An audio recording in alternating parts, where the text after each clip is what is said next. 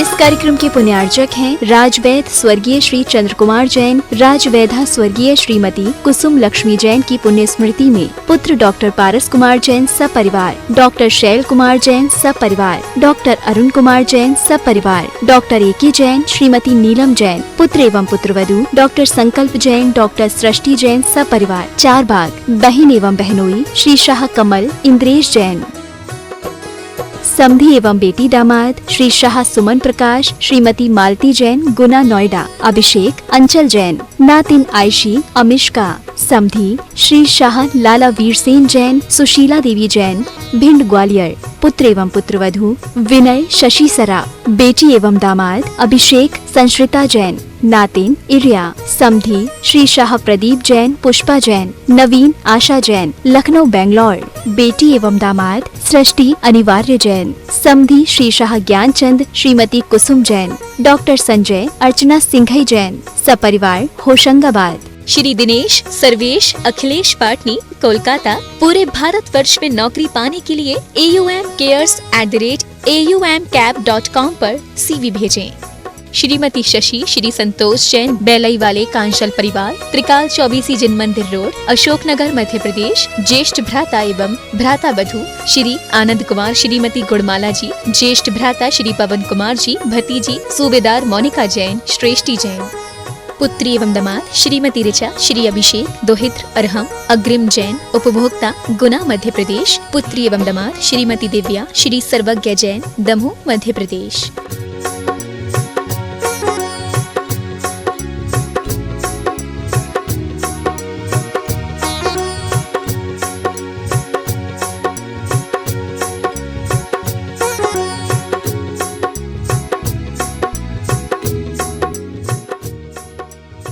राशि ज्योतिष, नौकरी, वैवाहिक, व्यापारिक एवं पारिवारिक समस्या पर जैन ज्योतिष द्वारा एकमात्र समाधान।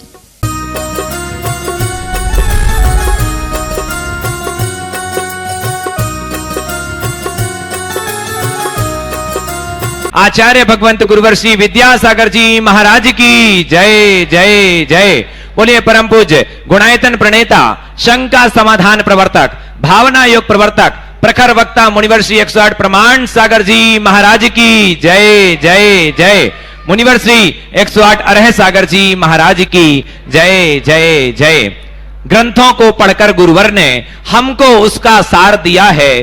बाल वृद्ध और युवा वर्ग को जिन शासन आधार दिया है, गुरु प्रमाण ने जिन शासन को एक नया अवदान दिया है, गुणायतन के द्वारा पूरी सृष्टि को वरदान दिया है। गुणायतन के द्वारा पूरी सृष्टि को वरदान दिया है। निश्चित बंधुओं, शाश्वत तीर्थराज सम्मेश शिखर की इस पावन तलहटी पर विश्व का एक ऐसा अनूठा कीर्तिमान स्थापित होने जा रहा है, जिसके माध्यम से दिग दिगांतर तक, युग युगांतर तक जिन शासन की ध्वजा लहराएगी, पूज्य मुनिवर प्रमाण सागर जी महाराज की एक ऐसी अद्भुत परिकल्पना, इसके माध्यम से ना जाने कितने लोगों के सम्यक्त का कारण बनने वाला है गुणायतन, और ना जाने कितनी युवा पीढ़ी और हमारा ये मार्गदर्शक के रूप में होगा गुणायतन। बंधुओं, पूज्य गुरुदेव की ये वरदान स्वरूप जो हमें ये उपहार प्राप्त हुआ है, यदि करोड़ों जिह्वाएं भी लग जाएं तो भी हम ये उपकार नहीं गा सकते हैं। लेकिन बंधुओं, जैसा कि आपको विदित है, इस वर्ष का चातुर्मास समर्पित है इस गुणायतन की परिकल्पना को पूर्ण करने के लिए। तो मैं आपसे निवेदन करूंगा, यदि आज तक आप नहीं जुड़े हैं गुणायतन से, तो बंधुओं आप भी आज ही मोबाइल उठाइए और जानिए जिनवाणी चैनल, पारस चैनल, प्रमाणिक ऐप के माध्यम से जो नंबर चल रहे हैं उन नंबरों में संपर्क कीजिए। जो लोग यहां उपस्थित हैं सभी से कहूंगा, जानिए क्या है गुणायतन, क्या है गुणायतन की परिकल्पना, और निर्माणकारी योजना से जुड़ करके अपने जीवन का सर्वश्रेष्ठ लगा करके साथ ही सह पुण्य का अर्जन कीजिए। क्योंकि बंधुओं, इस समय पूरे विश्व में मात्र एक ही गूंज है। वो गूंज क्या है?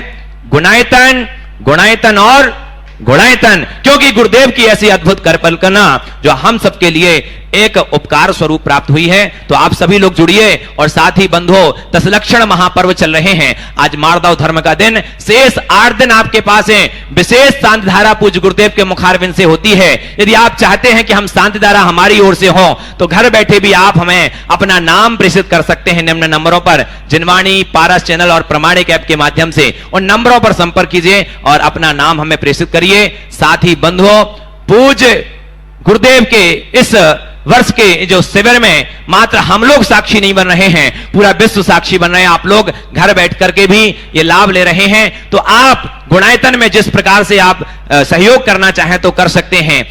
और साथ ही विशेष दिन उत्तम त्याग का दिन है, तो इस दिन हम विशेष रूप से त्याग की महिमा है हमारे जैन दर्शन में। तो हम सभी से निवेदन करेंगे कि आप अपने मानस बना लीजिए और लोगों को सूचित कर दीजिए, रिश्तेदारों को। आप सर्वश्रेष्ठ लगाइए जीवन का इस उत्तम त्याग धर्म के दिन, ताकि एक पलकना शीघ्र अतिशीघ्र पूर्ण हो। आइए बंधुओं चलते हैं अब बिना किसी विलंब के। आज जिन लोगों ने गुणायतन से जुड़कर के साथ ही से पुण्य कार्जन किया है, उनके नामों की उद्घोषणा कर रहा हूं और बुलाना चाहूंगा सूत्रधार सदस्य के रूप में कुमारी सीमा जैन, भाई सिद्धार्थ जैन, श्री नरेंद्र जैन, श्रीमती रविता जैन, कटंगी जबलपुर से। एक बार जोरदार करतल ध्वनि से स्वागत वंदन अभिनंदन कीजिए। आइए गुरुदेव के चरणों में नमन वंदन करें और इनके सम्मान के लिए बुलाना चाहूंगा श्री अखिलेश जी सदवैया गुणायतन ट्रस्टी टीकमगढ़ और साथ ही सुशील जी पहाड़िया साहब जयपुर गुणायतन ट्रस्टी। आए और ऐसे श्रावक सृष्टि का सम्मान करें। एक बार जोरदार जोरदार करतल ध्वनि से स्वागत वंदन अभिनंदन आपका। आरिका निर्मलमती माता जी का ये परिवार है, ऐसे सौभाग्यशाली हैं और एक और सौभाग्य गुणायतन से जुड़कर के इन्होंने जागृत किया है। करतल ध्वनि से आपकी ताली की अनुमोदना होनी चाहिए। आइए द्वितीय सूत्रधार श्रीमती आशा जैन, श्रीमती आशा जैन, आदेश जैन, राहुल, मिताली, आयुषी जैन गुड़गांव से। एक बार जोरदार करतल ध्वनि के लिए स्वागत कीजिए। मैं बुलाना चाहूंगा, आइए गुरुदेव के चरणों में नमन वंदन करके आशीर्वाद प्राप्त करें और साथ ही ऐसे श्रावक श्रेष्ठी का सम्मान करने के बुलाना चाहूंगा डॉक्टर प्रेमचंद पाटनी एलोरा से गुणायतन ट्रस्टी और साथ ही संजय प्रकाश चंद्र जैन पिंडरई से, डॉक्टर महावीर पाटनी वर्धा से, वो भी आए और श्रावक सृष्टि का सम्मान करें। आपकी करतल ध्वनि बजती रहनी चाहिए। आप भी अनुमोदना कीजिए और आप भी जुड़िए गुणायतन से। निर्माण मित्र सदस्य के रूप में जिन्होंने जुड़ने का सौभाग्य प्राप्त किया है, नामों की उद्घोषणा कर रहा हूं। स्वर्गीय हरकचंद मन्नीबाई, पदम कुमार, देवेंद्र कुमार गोधा की स्मृति में त्रिशला चंदनवाला जैन, उषा चेतना गोधा इंदौर से। निर्माण निधि सदस्य के रूप में जिन्होंने जुड़ने का सौभाग्य प्राप्त किया है दमोह से श्रीमती सविता जैन, पंडित ध्यानचंद जैन सपरिवार। फरीदाबाद से श्रीमती रितु ऋषिश जैन गोयल। सागर से श्री प्रमोद कुमार, अभिषेक दिवाकर। शांतिनगर वंडा से सिंघई प्रकाश चंद जैन चपारी वाले। एक बार जोरदार करतल ध्वनि से स्वागत कीजिए। और साथ ही जिन्होंने विशेष योगदान 51,000 रुपए की राशि दयोदय के लिए श्री राधे श्याम जी सरावगी अहमदाबाद से। निर्माण दान में 51,000 रुपए की स्वीकृति प्रदान की है सुहानी जी के जन्मदिवस के अवसर पर सुनील जैन, श्रीमती रेखा जी, स्वीकृति जी सपरिवार।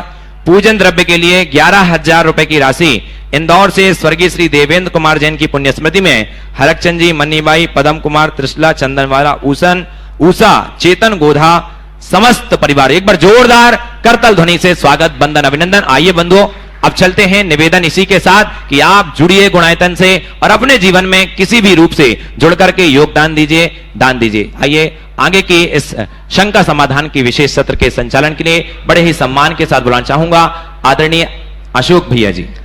आइएगा शंका समाधान के सत्र से सीधे सीधे हम आपको जोड़ते हैं। देश और दुनिया में शंका समाधान के इस कार्यक्रम को पारस चैनल, जनवाणी और प्रामाणिक ऐप से देख रहे सभी लोग मंगल आशीष की प्रतीक्षा में हैं। आप सभी भी मंगल आशीष की प्रतीक्षा में हैं।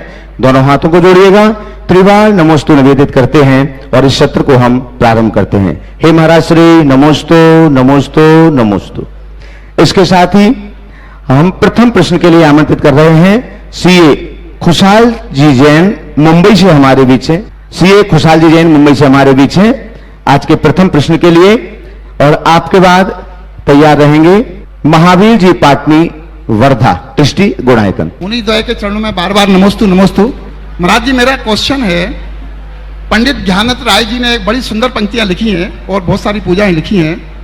मान महाविश्वरूप करहु नीच गति जगत में कोमल सुधा अनूप। और महाराज जी इसी के साथ में एक संदर्भ में पर्वराज पर्यूषण पर्व इसी समय क्यों मनाते हैं और इतनी मतलब उत्कृष्टता से क्यों मनाते हैं? समाधान करो महाराज जी। देखिए बहुत अच्छा सवाल आपने किया। मान महाविश्वरूप, ये तो सबके अनुभव की बात है। मान दुख की खान है, उन्होंने उसे महाविष निरूपित किया है। विष किसे कहते हैं? जो हमें मार दे। मैं कहता हूं मान विष नहीं महाविष है, क्योंकि विष तन को मारता है, मान हमारी चेतना को मारता है, हमारी चेतना की हत्या करता है। इसलिए मान को महाविष कहने में क्या है? आपने जो सवाल किया है कि पर्युषण पर्व इन्हीं दिनों क्यों मनाया जाता है और इतने उत्साह के साथ क्यों मनाया जाता है, हमारे यहाँ इस दशरक्षण पर्व की जो परिपाटी है, इससे युगारंभ का इतिहास जुड़ा है। हमें पता है जब दुखमा काल का अंत होगा, उसके बाद दुखमा काल होगा, उसके अंतिम 49 दिनों में प्रलय मचेगा। 7-7 दिन की 7 कुवृष्टियां होगी। ये धरती 1 योजन नीचे तक छार छार हो जाएगी। उस समय कुछ देव और विद्याधर कुछ लोगों को दया से प्रेरित होकर विजयार्थ की गुफाओं में छिपाएंगे। 72 जोड़े ओम और कुछ अतिरिक्त लोगों को ओम। और उसके बाद जब दूसरा दुखमा काल आएगा तो फिर 7-7 दिन तक की 7 सुवृष्टियां होगी, जिससे लहू लुहान धरती फिर से हरी भरी होगी, लोक में शांति होगी और गुफाओं से निकल करके लोग यहाँ अपना जीवन यापन प्रारंभ करेंगे। और फिर धीरे धीरे दुखमा के 21,000 और दुखमा काल के 20,000 बीत जाने तक मनुष्य जानवरों की तरह नग्न विचरण करेंगे और जानवरों जैसा आचरण करेंगे। अंतिम 1000 वर्षों में 14 कुलकरों का जन्म होगा, जो क्रमशः कर्म मूलक मानव सभ्यता के सूत्रधार बनेंगे। अंतिम कुलकर से प्रथम तीर्थंकर का जन्म होगा और फिर धर्म तीर्थ की प्रवृत्ति होगी। ये हमारा इतिहास है। हमारे यहाँ दशलक्षण धर्म पर्व कहते हैं, व्रत करते हैं। पर्युषण भी एक प्रचलित नाम है जो हमारे मन के प्रदूषण को दूर करने वाला है। और इस पर्व को उत्साह से मनाना ही चाहिए। क्यों? पूरे विश्व में एक ही मात्र ऐसा पर्व है जिसमें जीवन मूल्यों की आराधना की जाती है। दुनिया के किसी भी धर्म में बहुत सारे पूजा आराधना उपासना की बात है, लेकिन जीवन मूल्यों की उपासना की बात केवल जैन धर्म में है। और इसीलिए इस दशलक्षण पर्व को पर्व न कहकर पर्व राज की संज्ञा है। यह आध्यात्मिक पर्व है। इस पर्व में हम क्या करते हैं? क्षमा, मृदुता, ऋजुता, शुचिता, सत्य, संयम, तप, त्याग, आकिंचन और ब्रह्मचर्य जैसे उदात्त जीवन मूल्यों की आराधना करते हैं। ये पर्व किसी तीर्थंकर की पूजा का पर्व नहीं, ये पर्व किसी अन्य आराध्य की पूजा का पर्व नहीं, ये पर्व इन गुणों की आराधना का है जिससे हम अपने जीवन का गुणात्मक परिवर्तन कर सकें। इसीलिए पर्युषण के प्रति या दशलक्षण के प्रति सबका विशेष रुझान होता है। ज्ञानत राय जी कब हुए? ज्ञानत राय जी का समय? ज्ञानत राय जी का समय मेरे ख्याल से 19वीं शताब्दी का। 19वीं शताब्दी। हाँ। महावीर जी पाटनी वर्धा, ट्रस्टी गुणायतन, और आपके बाद में तैयार रहेंगे सुशील जी पहाड़िया जयपुर। हे गुरुवर, नमोस्तु नमोस्तु नमोस्तु। आपके श्री चरणों में मेरा पाटनी परिवार का तथा वर्धा सकल जैन समाज का नमोस्तु। गुरुवर, मेरा प्रश्न जैन समाज के स्वर्णिम इतिहास से है। हमारे यहाँ वर्धा में और आसपास पुलगांव, देवली, विजय गोपाल, रोहना, पौनार, हिंगनी आदि छोटे छोटे ग्रामों में अति प्राचीन जिनबिंब विराजमान है। गुरुवर अधिकांश प्रतिमाओं की प्रशस्ति पर जीवराज पापड़ीवाल का नाम उत्कीर्ण है। हमारे वर्धा के धर्मानुरागी श्री गोवर्धन जी पांडे ने अत्यंत गहराई से इन मूर्तियों का अवलोकन किया है। गुरुवर, जीवराज जी का ऐसा कौन सा पुण्य था जो इस तरह के दूरवर्ती इलाकों में उनके द्वारा स्थापित प्रतिमाएं हैं, और उस जमाने में न तो रास्ते थे न ही आवागमन के साधन थे। उन्होंने कैसे यह कार्य किया होगा, कृपया मार्गदर्शन कीजिए। ओ देखिए, जीवराज पापड़ीवाल जैन जगत के एक बड़े महान स्तंभ हुए। मेरे ख्याल से 15वीं-16वीं शताब्दी में उनका जन्म हुआ। हो सकता मैं कुछ भूल रहा हूं, लेकिन इसी के आसपास। और उनके विषय में ऐसा कहा जाता है, उन्होंने 1,00,000 जिन प्रतिमाओं की प्रतिष्ठा कराकर पूरे देश में विराजमान कराई। और यह भी उस समय जब मूर्ति भंजकों का प्रकोप चल रहा था। धन्य है जीवराज पापड़ीवाल, जिसने ठान लिया कि तुम तोड़ते हो, देखता हूं कितने तोड़ोगे, तुम एक तोड़ोगे, हम 100 की प्रतिष्ठा करेंगे। देश के हर मंदिर में कोने कोने में मिल जाएगी, संपूर्ण भारतवर्ष में जीवराज पापड़ीवाल के हाथों प्रतिष्ठापित वे जिन प्रतिमाएं, उनकी कितनी उच्च दृष्टि रही होगी। आपने पूछा कि उनका कौन सा पुण्य था। मैं कहूंगा उनका पुण्य नहीं, उन्होंने पुण्य का अर्जन किया।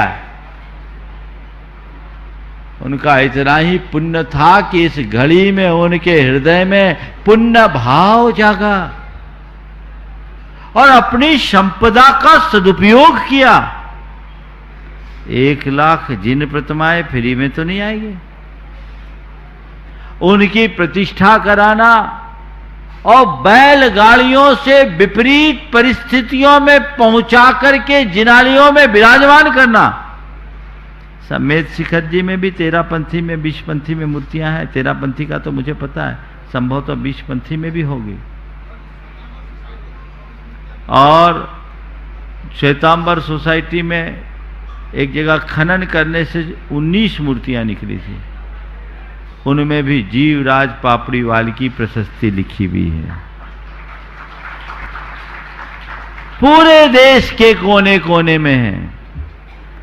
भारत में अनेक धनपति हुए, अनेक श्रेष्ठी हुए, लेकिन कोई बिरला ही इतिहास में अपना नाम अमर कर पाता है। मैं आप सबके एक संज्ञान में एक बात देना चाहूंगा। जिस जीवराज पापड़ीवाल ने 1,00,000 जिन प्रतिमाओं की स्थापना की, उनकी हैसियत तो अच्छी होगी कि नहीं होगी?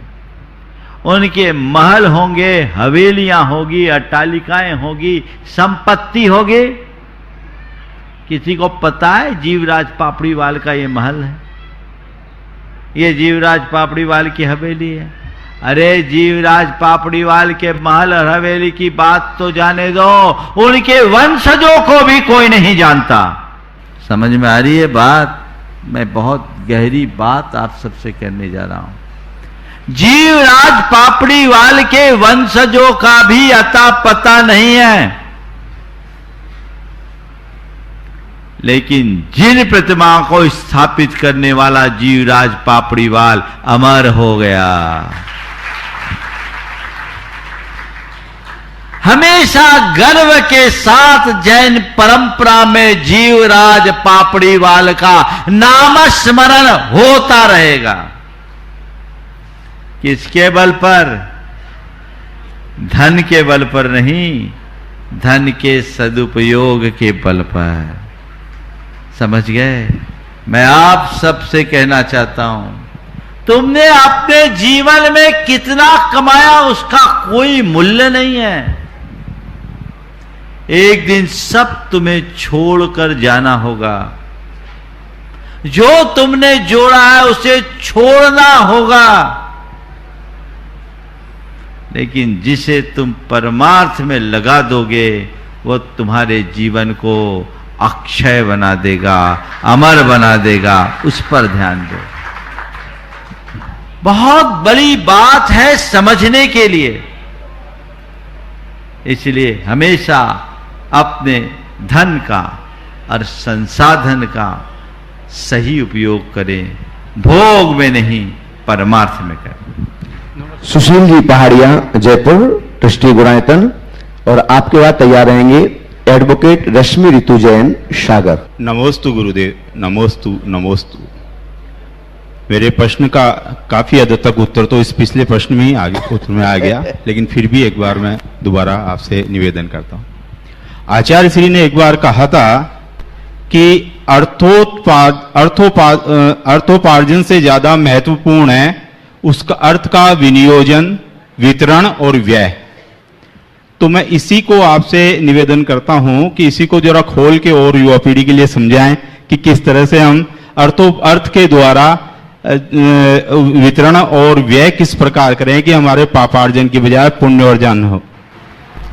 देखिए, अर्थोपार्जन से ज्यादा जरूरी अर्थ का विनियोजन, वितरण और व्यय है।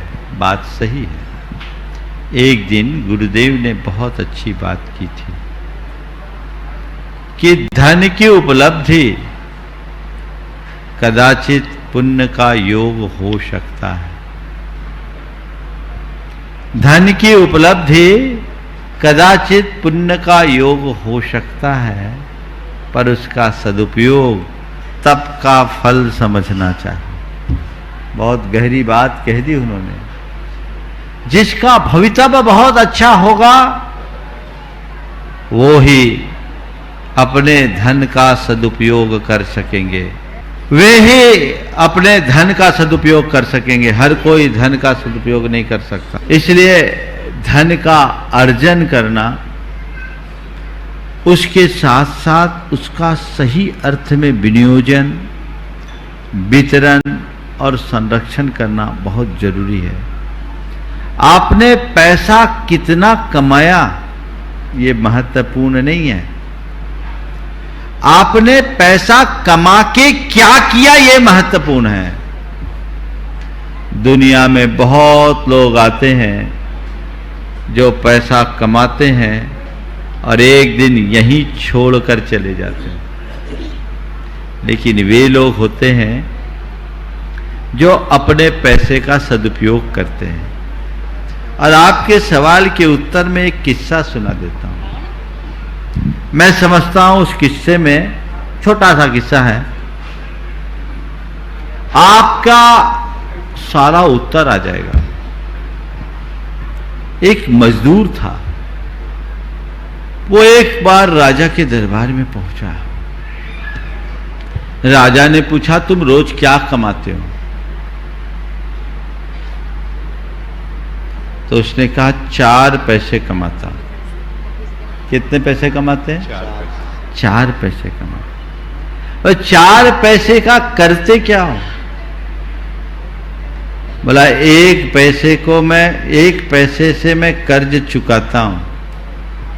ध्यान से सुनना, 1 पैसे से मैं कर्ज चुकाता हूं, 1 पैसे से अपना खर्च चलाता हूं, 1 पैसा कर्ज देता हूं और 1 पैसा आपत्ति विपत्ति के लिए बचा लेता हूं। एडवोकेट रश्मि ऋतु जैन, सागर। और आपके बाद तैयार रहेंगे महावीर जी लोहारिया, कोलकाता, संरक्षक गुणायतन और सौधर्मेंद्र, श्रावक संस्कार शिविर। गुरुवर नमोस्तु नमोस्तु नमोस्तु। गुरुवर, कल दोपहर की वाचना में आपने प्रमाद छोड़ने की बात कही थी। मंदिर जी के बाहर लगे बैनर में मैंने पढ़ा था, अज्ञान उतना खतरनाक नहीं है जितना कि प्रमाद। गुरुवर, हमारे आत्म कल्याण और धर्म मार्ग में प्रमाद कैसे बाधक हो जाता है और उसे अज्ञान से ज्यादा खतरनाक क्यों कहा गया था उस कोटेशन में? कृपया समाधान कीजिए। अज्ञान से ज़्यादा खतरनाक प्रमाद है। प्रमाद और अज्ञान में क्या है? अज्ञान तो न जानने के कारण और प्रमाद जानबूझकर अनजान बनने का नाम। अगर हमें किसी बात की जानकारी नहीं है तो हमें ज़्यादा खतरा नहीं, क्योंकि जानकारी मिलते ही हम अपने आप को बदल लेंगे। लेकिन यदि हमारे मन में प्रमाद होगा तो हम जान करके भी अनजान बन जाएंगे। अज्ञानी को जल्दी बोध दिया जा सकता है, पर जो जानकर अज्ञान बना है उसे समझाना बहुत कठिन है। इसलिए प्रमाद को अज्ञान से भी बड़ा शत्रु कहा। सुभाष जी जैन, सीईओ गुणायतन, आपके बाद तैयार रहेंगे doctor Manoj Jain, Gangapur city, trustee Gunayatan. परम श्रद्धेय मुनिद्वय के चरणों में शत नमन। आज हमारे गुणायतन के इलेक्ट्रिकल आर्किटेक्ट जो दिल्ली से हैं, इंजीनियर एसपी जैन साहब की तरफ से एक प्रश्न आपके चरणों में रखना चाहता हूँ। वो एसपी जैन साहब पूरा निःशुल्क सेवाएं गुणायतन में दे रहे हैं गुरुदेव। उनका प्रश्न है कि एक श्रावक का अपने जीवन में क्या लक्ष्य होना चाहिए और उस लक्ष्य को प्राप्त करने के लिए कैसे प्रयास किया जाए? देखिए, सबसे पहले तो उन्हें हमारी ओर से आशीर्वाद पहुँचाएं, बहुत अच्छा काम कर रहे हैं वो। और आपने पूछा एक श्रावक का लक्ष्य क्या होना चाहिए। एक गृहस्थ या श्रावक का मूल लक्ष्य यही होना चाहिए कि मैं अपने नर भाव को सार्थक करूं, और नर भाव की सार्थकता व्रती बनकर संलेखना पूर्वक मरण करने में है। ये लक्ष्य बनाइए और पुरुषार्थ जगाइए। मैं अपना जीवन यूं ही व्यर्थ नहीं खोना चाहता, मुझे व्रती बनना है और व्रती बनकर साधना करना है। मैं एक सामान्य व्यक्ति की तरह जीकर अपना जीवन न खत्म नहीं करूंगा। मैं एक साधक की तरह अपने जीवन को पूर्ण करना चाहूँगा। संलेखना के साथ अपने जीवन का उपसंहार करूँगा, ताकि आने वाले भव में मैं संसार से मुक्त हो सकूं। अगर ऐसा लक्ष्य बनाकर चलते हैं तो वो उनके जीवन की बड़ी उपलब्धि होगी। अभी जो इससे पहले सवाल आया था काल का, खुशहाल जी के सवाल में, उसमें उत्तर देते समय मैं थोड़ा सा स्लिप हो गया। मैंने आषाढ़ बदी एकम कह दिया। 49 दिन सावन बदी एकम से होता है, तो सावन बदी एकम से ही समझना। संवत्सर की शुरुआत सावन बदी एकम से होती। चलिए, नमोस्तु गुरुदेव। Doctor Manoj Jain, Gangapur city, trustee Gunayatan और श्रावक संस्कार शिविर के ईशानेंद्र, आपके बाद तैयार रहेंगे डब्बू जी कासलीवाल। नमस्ते गुरुदेव। गुरुदेव, मेरा प्रश्न यह है कि जब कर्म का तीव्र उदय आता है तो आत्मा अपने परिणामों को नहीं संभाल पाती और उस कर्मोदय के अनुसार उसका विभाव रूप परिणमन हो जाता है। तो जब फल देने की उस कर्म की बारी आती है तो आत्मा ने तो अपना पूरा प्रयास किया कि उस कर्मोदय में अपने परिणामों को संभाल सके, लेकिन वह संभाल नहीं पाई, तो उसका फल उसको उसी मात्रा में मिलेगा या उसकी जो फल जो है वो कम हो जाएगा? तो क्या है महाराज? देखिए, मैं एक वाक्य कहता हूं और इसे थोड़ा ध्यान से सुनिए। कर्म बांधते समय तो हम फिर भी परतंत्र हैं। मेरी बात को थोड़ा गहराई से सुनिएगा। कर्म बांधते समय तो हम फिर भी परतंत्र हैं, पर कर्म भोगते समय हम पूरी तरह स्वतंत्र हैं। महाराज, ये क्या बोल रहे हैं आप? मैं खोल रहा हूं। कर्म बांधते समय हमने जैसा परिणाम कर लिया वो कर्म बंधेगा, हम चाह करके भी नहीं बच सकते। मेरे जैसे भाव हुए वैसा कर्म बंधा, यानी हमारे भावों से कर्म बंधा। कर्म बांधते समय हम परतंत्र हो गए। लेकिन कर्म का जैसा उदय हो वैसा ही मैं भाव करूं, ये जरूरी नहीं है।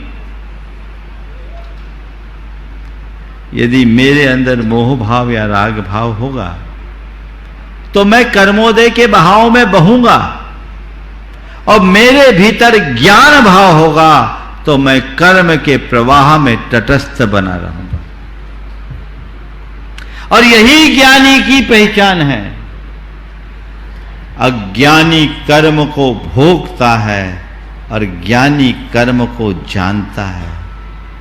दब्बे उभु जिनते नीवा जादी सुहम च दुखम च तमसु दुख मुदिन्नम वेदयद निज्जरम जादी। आचार्य कुंद कुंद अध्यात्म की रहस्य को उद्घाटित करते हुए कहते हैं कि कर्म का भोग करते समय नियम से सुख और दुख होता है, लेकिन उस उदीरित सुख और दुख को ज्ञानी केवल जानता है और उसकी निर्जरा कर देता है, उसमें संलिप्त नहीं होता। तो एक लक्ष्य बनाइए, चाहे कैसी भी परिस्थिति की निर्मित क्यों ना हो, चाहे जैसी सिचुएशन क्यों ना हो, मुझे उससे प्रभावित नहीं होना है। आप प्रभावित रहना है, कर्म की जड़ उखड़ जाएगी। अब प्रभावित होगे तो कर्म का बोझ लग जाएगा। बस यही रास्ता है। सारे ज्ञानियों ने बड़े बड़े उपसर्गों को सहा, किसके बदौलत? केवल कर्मोदय को जानकर।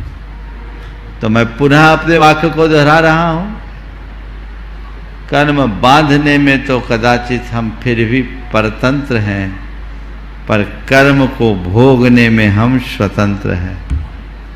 तो हम कर्म बांधे नहीं, कर्म को भोगे नहीं, कर्म को जानने का अभ्यास करें, तो कभी नया बंध नहीं हो सकेगा और हम अपने जीवन को पतित और कलंकित होने से बचा भी सकेंगे। गुणायतन के शिरोमणि संरक्षक श्री कन्हैया लाल जी सेठी औरंगाबाद से महाराज श्री, उनका प्रश्न है जो डब्बू जी कासलीवाल श्रावक संस्कार शिविर के संयोजक हैं, वे आपके चरणों में पूछ रहे हैं। नमोस्तु महाराज श्री, मेरे पूरे परिवार की तरफ से नमोस्तु महाराज श्री। नमोस्तु महाराज श्री, गंगवाल परिवार औरंगाबाद के घर में बच्चा हो गया है। मौली 3 दिन पहले ही से बांध दिया। छूतक के लिए बांधा हुआ, ये क्या उनको छूतक लगेगा या शंका का समाधान करें? भैया ये गली निकालना ठीक नहीं है कि मौली बांध दिए तो सूतक नहीं लगे। मौली किसके लिए बांधा? कोई विधान, कोई अनुष्ठान था तुम्हारा? नहीं, मौली बांध लो तो सूतक नहीं निकलेगा। किसने बता दिया? क्यों, ऐसा कोई विधान है शास्त्र में? नहीं है ना। भाई प्रतिष्ठाचार्यों से पूछ लेना चाहिए। ये सब गलत परिपाटी है। मौली बांधने का लाभ तब है या विधान भी तब है जब आप किसी बृहद अनुष्ठान के लिए पूर्व से संकल्पित हो, तब आपका सूतक टलेगा। और विधिवत आपने एक प्रकार का बंधन बंधाया, केवल धागा बांधने का नाम नहीं है, उसलिए उसके लिए संकल्प, अन्यथा सूतक तो है और सूतक मानना ही चाहिए। प्रसन्न जी जैन सतना, प्रसन्न जैन सतना आगे तैयार रहेंगे। रश्मि जैन लखनादौन। ओ जल्दी चलेगा जब तक वो यहाँ पधारेंगे। दीपक कटारिया रतलाम। नमोस्तु गुरुवर, नमोस्तु। आपके रतलाम चातुर्मास के समय से एक ज्वलन समस्या मेरे मन में है, जिसका सभी के मन में एक ज्वलन समस्या रही होगी। गुरुदेव, आपके रतलाम चातुर्मास के समय से एक ज्वलन समस्या है जिसका समाधान मुझे नहीं मिला। आज यहाँ सौभाग्य मिला मोठिया परिवार के संग में, तो आपके समक्ष रख रहा हूँ। एक बेटी का मैं भी पिता हूँ और वर्तमान काल की एक ज्वलन समस्या जो सभी के मन में है, गुरु प्रमाण के चरणों में रखता हूँ। लूट रही है धर्म संस्कृति, कौन बचाने आएगा? महावीर के मूल सिद्धांतों को कौन तुम्हें समझाएगा? आप तो महावीर थे प्रभु, यहाँ तो एक भी वीर नहीं, हर सके जो पीड़ा मन की, ऐसा एक भी पीर नहीं। बेटियों से प्यार बहुत था, सब कुछ उन पर थोप दिया, ऊंची शिक्षा, छोटे कपड़े, गाड़ी, स्मार्टफोन भी तुमने उसको सौंप दिया। उनके हित की शिक्षा चिंता ना की, सदाचार और नैतिक शिक्षा थोड़ी उनको दे देते, हर समय जो साथ रहे वह शक्ति उसको दे देते। धर्म संस्कृति की रक्षा को यह भी तुम ना कर पाए, दुख होता है आज मुझे कि यह भी तुम ना कर पाए। गुरुवर, हर बेटी के पिता के मन में अभी वर्तमान में ऐसी स्थिति आ गई है, खान पान, वैचारिक जो भाव उनके बिगड़ रहे हैं। आपने बहुत सुंदर कविता सुनाई है और मैं एक पंक्ति में इसके संदर्भ में इतना ही कहूँगा कि बेटी को लेकर के चिंतित मत होइए, बेटी की परवरिश इस तरीके से करे कि वो आपके गर्व का कारण बन जाए।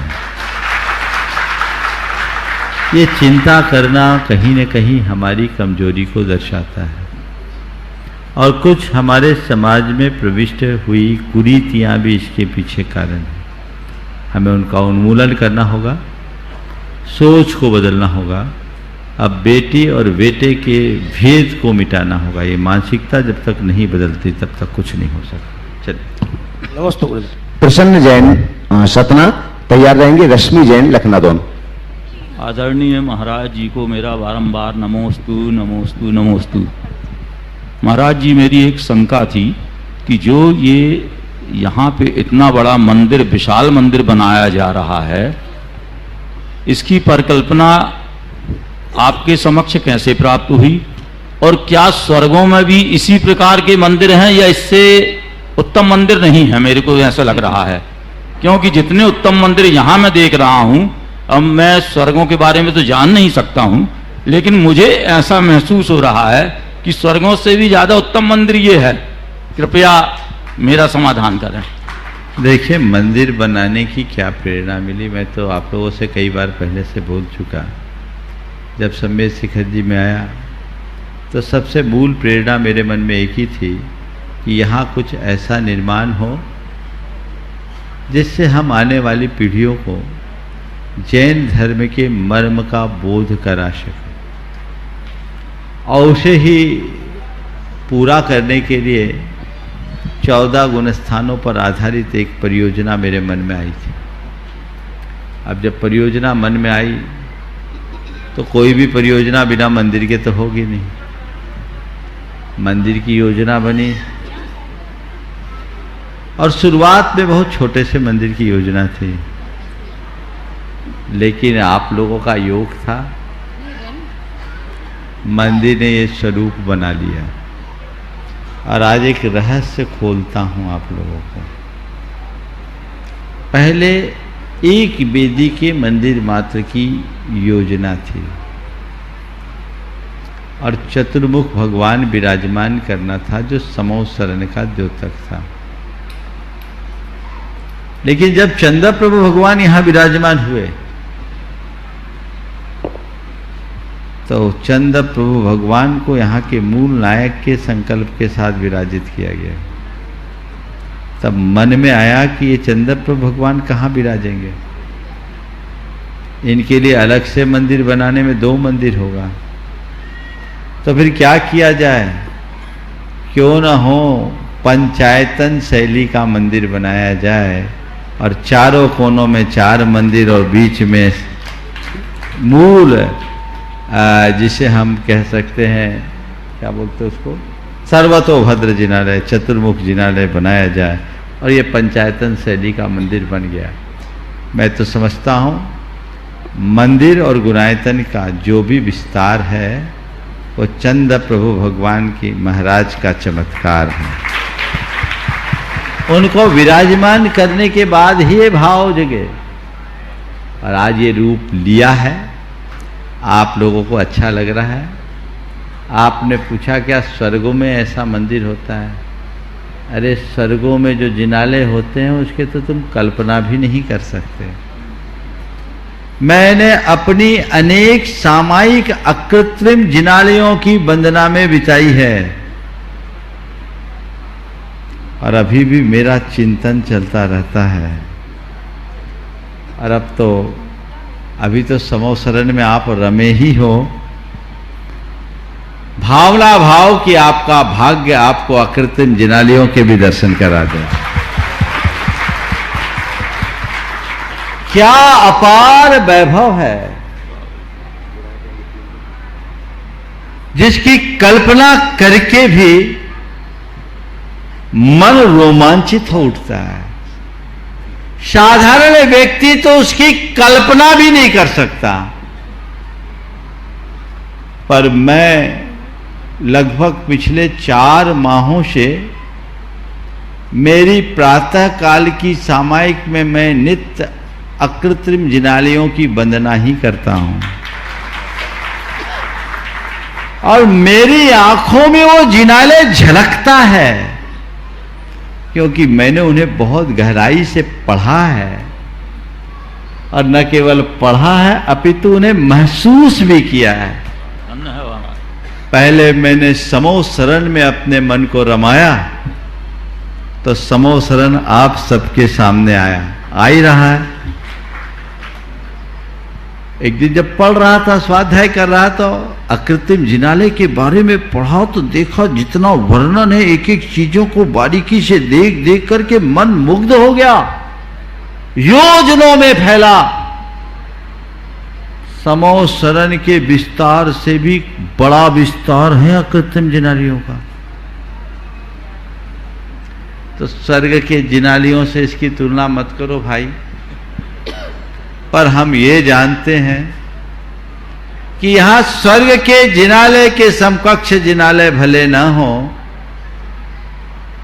पर इस जिनाले में आने के बाद स्वर्ग जैसा दिव्य एहसास जरूर होगा, इसमें कोई संशय नहीं है।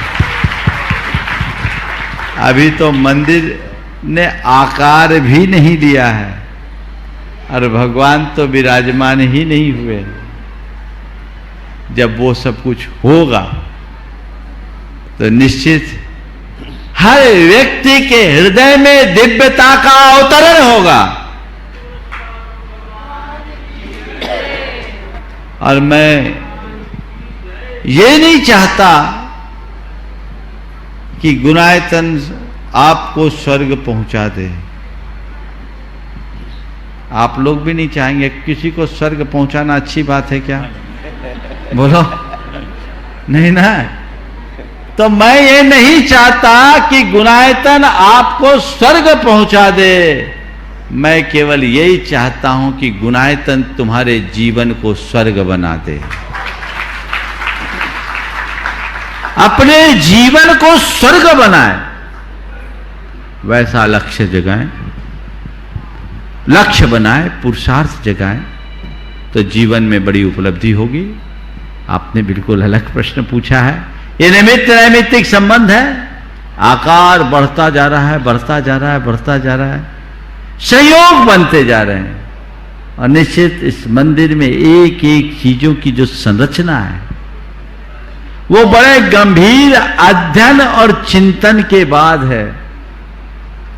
इसकी एक भी आकृति ऐसी नहीं है जो मानवीय जीवन मूल्यों को रेखांकित न करती हो।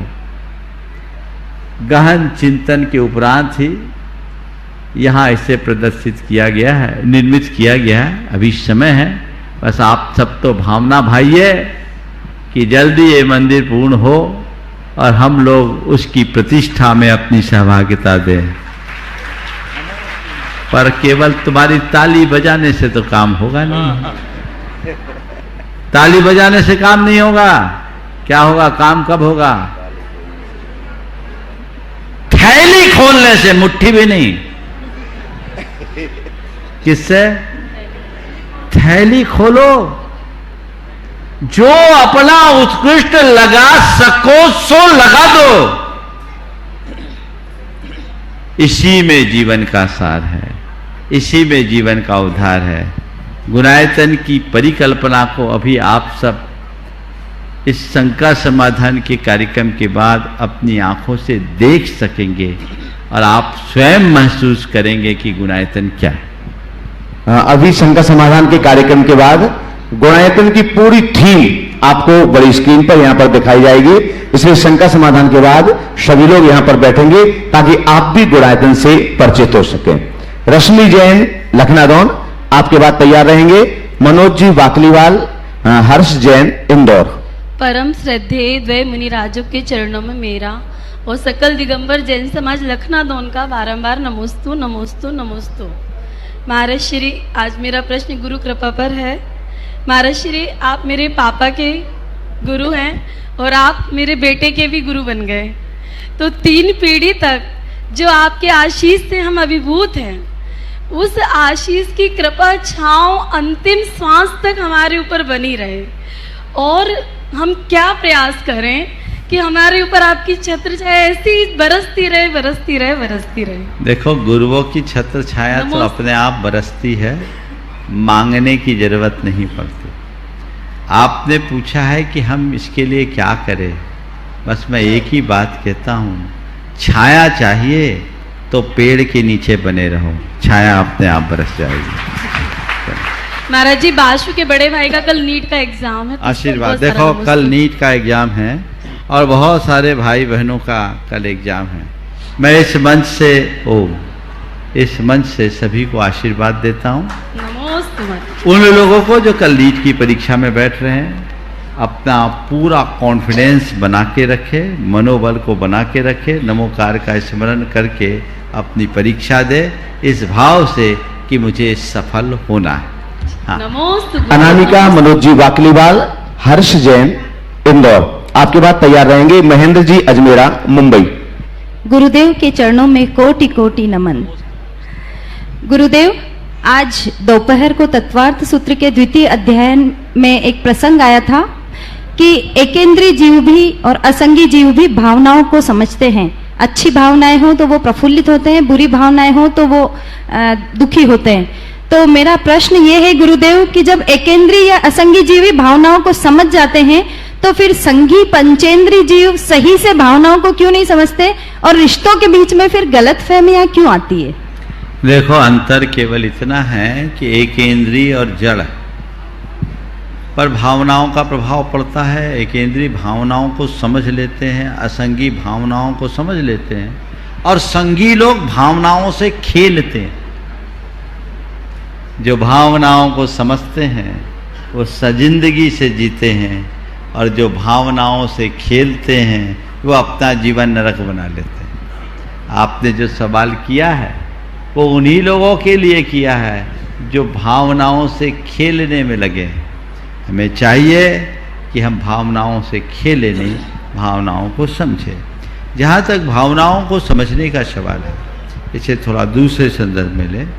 हमारे अंदर की जो भावनाएं हैं, इनमें ये हमारी भावनाओं को ग्रहण करते या नहीं करते, इसे विज्ञान ने अभी उस रूप में नहीं लिया, पर विज्ञान ये मानता है कि इसका वाइब्रेशनल इफेक्ट पड़ता है।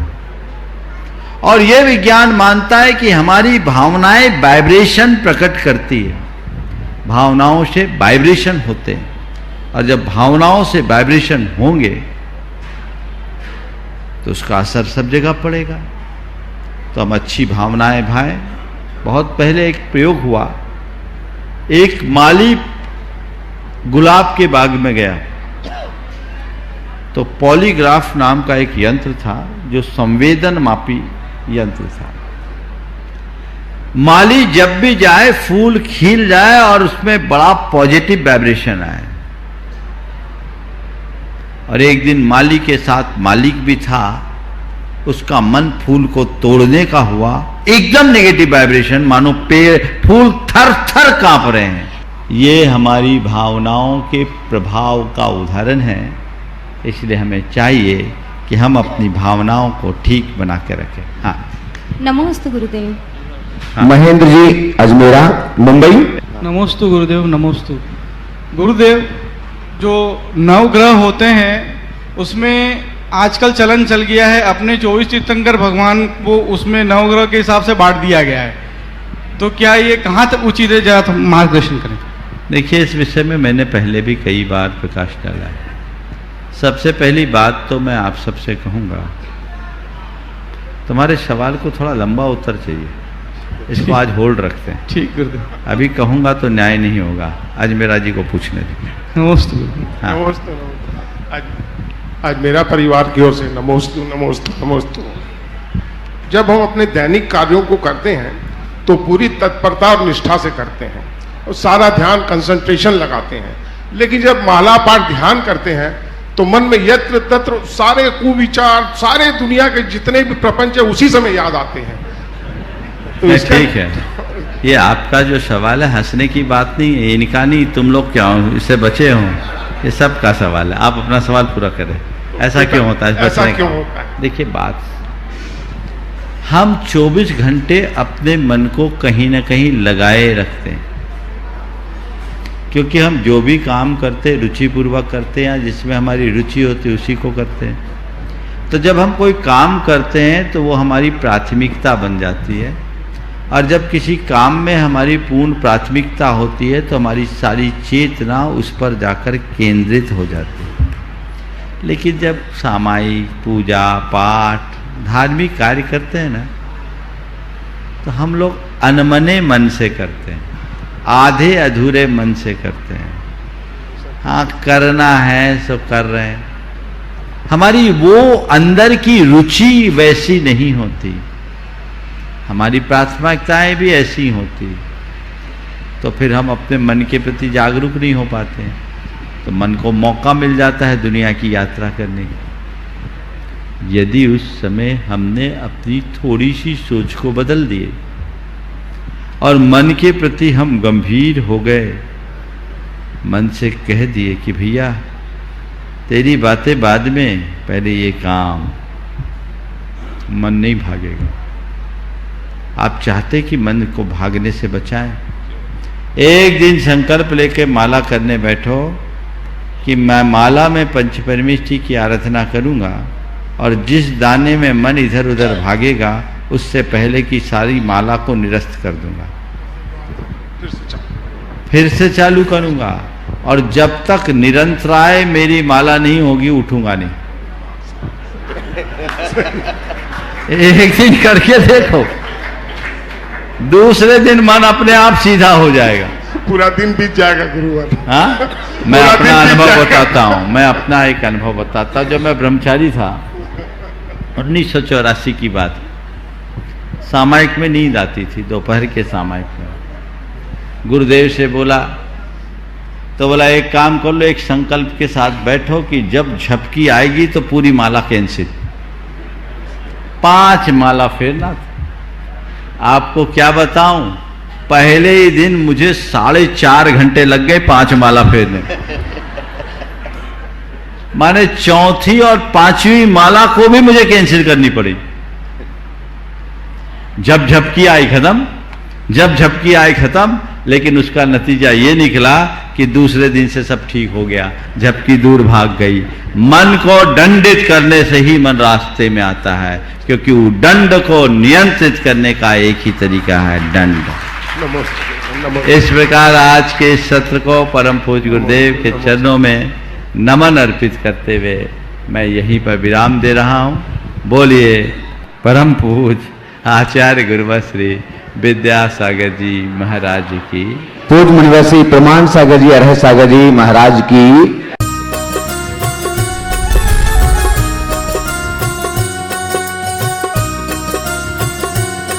इस कार्यक्रम के पुण्यार्चक थे राजवैद स्वर्गीय श्री चंद्र कुमार जैन, राजवैधा स्वर्गीय श्रीमती कुसुम लक्ष्मी जैन की पुण्य स्मृति में पुत्र डॉक्टर पारस कुमार जैन सपरिवार, डॉक्टर शैल कुमार जैन सपरिवार, डॉक्टर अरुण कुमार जैन सपरिवार, डॉक्टर ए.के. जैन, श्रीमती नीलम जैन, पुत्र एवं पुत्रवधू डॉक्टर संकल्प जैन, डॉक्टर सृष्टि जैन सपरिवार, 4 बाग, बहन एवं बहनोई श्री शाह कमल इंद्रेश जैन, समधी एवं बेटी दामाद श्री शाह सुमन प्रकाश, श्रीमती मालती जैन गुना नोएडा, अभिषेक अंचल जैन, नातिन आयशी अमिष्का, समधी श्री शाह लाला वीरसेन जैन, सुशीला देवी जैन भिंड ग्वालियर, पुत्र एवं पुत्रवधू विनय शशि सरा, बेटी एवं दामाद अभिषेक संश्रिता जैन, नातिन इरिया, समधी श्री शाह प्रदीप जैन पुष्पा जैन, नवीन आशा जैन लखनऊ बेंगलोर, बेटी एवं दामाद सृष्टि अनिवार्य जैन, समधी श्री शाह ज्ञानचंद श्रीमती कुसुम जैन,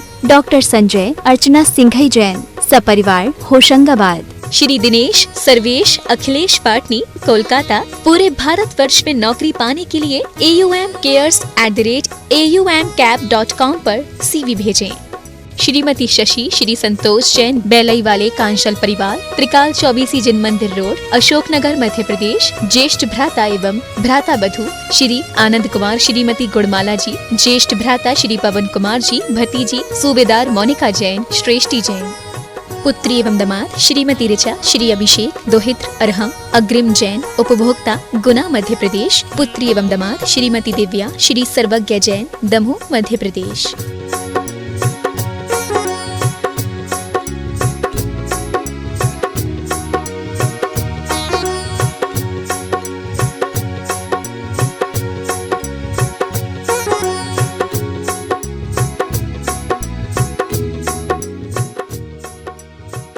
राशि ज्योतिष नौकरी, वैवाहिक, व्यापारिक एवं पारिवारिक समस्या पर जैन ज्योतिष द्वारा एकमात्र समाधान।